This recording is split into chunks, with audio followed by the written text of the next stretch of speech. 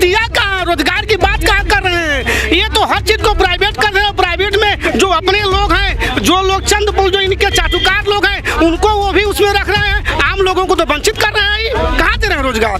कहाँ इनकी सोच है रोजगार देने की?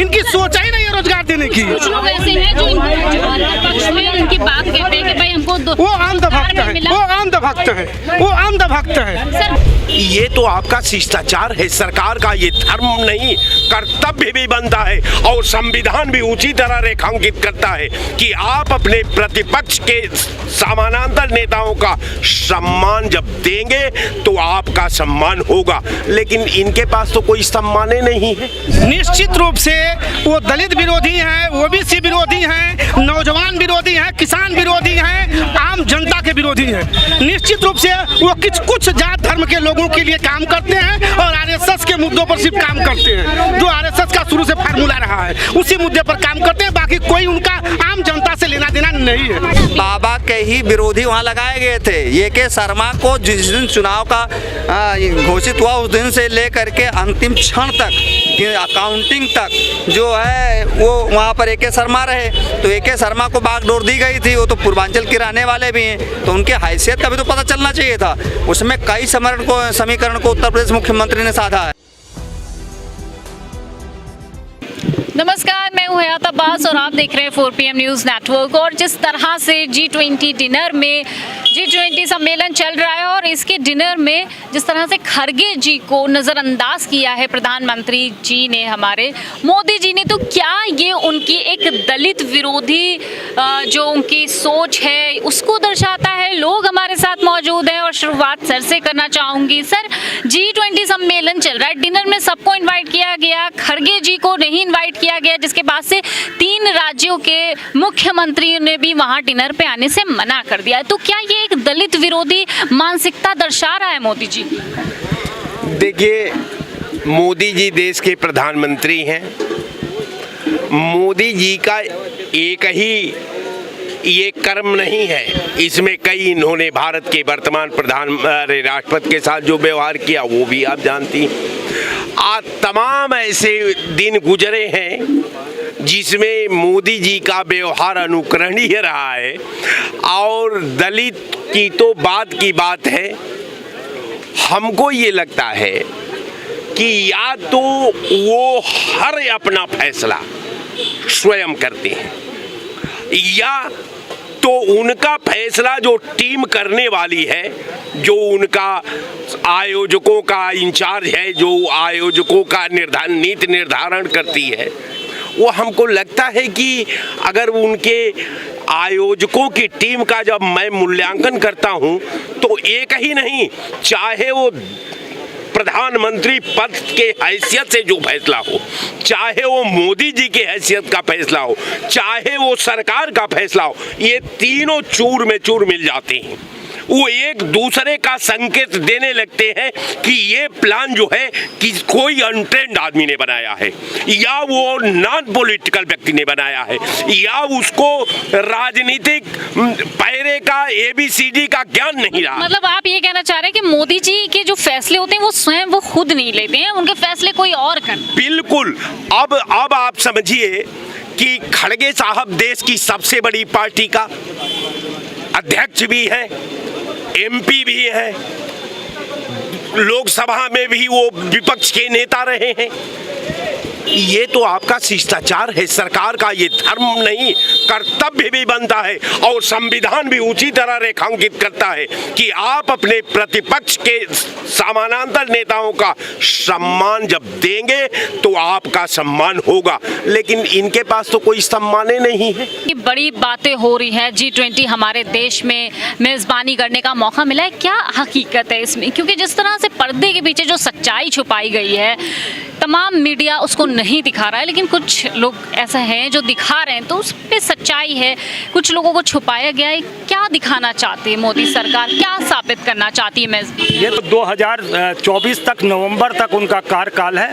अब ऐसे में उस व्यक्ति को जो उसका स्वर्नाश करने पे तुला हो नरेंद्र मोदी का, क्योंकि उसके किसी भी एजेंडे को, किसी भी उसकी बात को वो कामयाब नहीं होने देगा। अभी आपको 2 दिन पहले ही आप लोगों के 4 पत्रकारों को जेल जाने से सीजीआई और उनके 2 बेंच के और लोगों ने या 3 की बेंच ने वो निर्णय लिया कि इनकी गिरफ्तारी पर रोक लगाई जाए। तो मुझे लगता है कहीं ना कहीं सीजीआई, चंद्रचूड़ और ये जो गठबंधन, मजबूत गठबंधन बन के आया है, गठबंधन बन के आया है, वो सरासर पूरी ताकत से सरकार के खिलाफ है। और उसका एक नमूना आपने अभी कल 8 तारीख के नतीजों से भी देखा, किस तरीके से अजय राय ने जिस तरीके से कांग्रेस ने समाजवादी का समर्थन करते हुए वहाँ पे भारी बहुमत से जिताने का काम किया। हम उसे 2024 में भी देख रहे हैं। हम 2024 के परिप्रेक्ष्य में उस गठबंधन को बड़ी मजबूती से देख रहे हैं। और अभी 5 राज्यों में चुनाव है 2023 में, और 1 जनवरी और फरवरी में 3 राज्यों में, यानी कि टोटल 8 राज्यों के विधानसभा चुनाव भी है। तो हमें लगता है ये जो मजबूत गठबंधन की शुरुआत हुई है, ये अच्छे संकेत है। गठबंधन की बात आपने करी है, गठबंधन के बाद जब ये पहली जीत मिली इंडिया गठबंधन को घोसी में, उसके बाद नायडू जी की गिरफ्तारी को आप कैसे देखते हैं? नायडू जी की गिरफ्तारी तो वो उससे जोड़ना या ना जोड़ना मुझे नहीं समझ में आ रहा है, मगर अगर उनके साथ किया गया और जैसा नायडू जी ने का बयान है कि मैंने ऐसा कुछ भी नहीं किया है, तो मुझे लगता है कि ये माहौल बनाया जा रहा है। और नरेंद्र मोदी का ये कोई भी अब तरीका, कोई भी एजेंडा, कोई भी इनकी हरकत इस तरीके की कामयाब नहीं होगी। ये जितने भी घोड़े खोल लें नरेंद्र मोदी, इनकी पराजय 2024 में निश्चित। मोदी जी की मानसिकता दर्शाता है कि वो दलित विरोधी हैं। बिल्कुल, निश्चित रूप से वो दलित विरोधी हैं, ओबीसी विरोधी हैं, नौजवान विरोधी हैं, किसान विरोधी हैं, आम जनता के विरोधी हैं। निश्चित रूप से वो कुछ जात धर्म के लोगों के लिए काम करते हैं और आरएसएस के मुद्दों पर सिर्फ काम करते हैं, जो आरएसएस का शुरू से फार्मूला रहा है, उसी मुद्दे पर काम करते हैं। बाकी कोई उनका आम जनता से लेना देना नहीं है। अभी देखिए कुछ दिन पहले हमारे देश की महामहिम राष्ट्रपति जी, उनको अभी जो संसद भवन बना है उसमें अपमानित किया गया। यह गाइडलाइन है भारत सरकार का कि जब भी कोई इस तरह का हो तो उसमें राष्ट्रपति को आमंत्रित किया, उनके हाथों से, उनको कर कमलों से होना चाहिए। ये सबका साथ सबका विकास नारा देते हैं, लेकिन इनके ये मानसिकता क्या दर्शाती है? क्या इनसे दलित जो इस तरह से ये काम करेंगे तो क्या दलित इनको वोट करेंगे?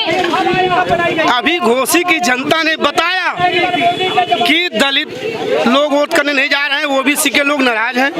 और कोई भी इनको कुछ चंद पलों लोगों को छोड़ करके कोई इनको वोट करने नहीं जा रहा है। 10 सालों में, 9 सालों में इनको पूरी तरह से लोग समझ चुके हैं। जो ये नारा दे करके आए थे कि 2 करोड़ रोजगार देंगे, 2 करोड़ रोजगार देंगे युवाओं को, काला धन लाएंगे, आपने ये सवाल उठाया कि 2 करोड़ रोजगार देंगे। सर, ये इनकी तरफ से ये कहा जा रहा है कि जो सक्षम होगा हम उसको रोजगार देंगे, हम हर एक को रोजगार कैसे बांटें? हम कह रहे हैं रोजगार खत्म कर दिया इन्होंने। रोजगार दिया कहाँ? रोजगार की बात कहाँ कर रहे हैं?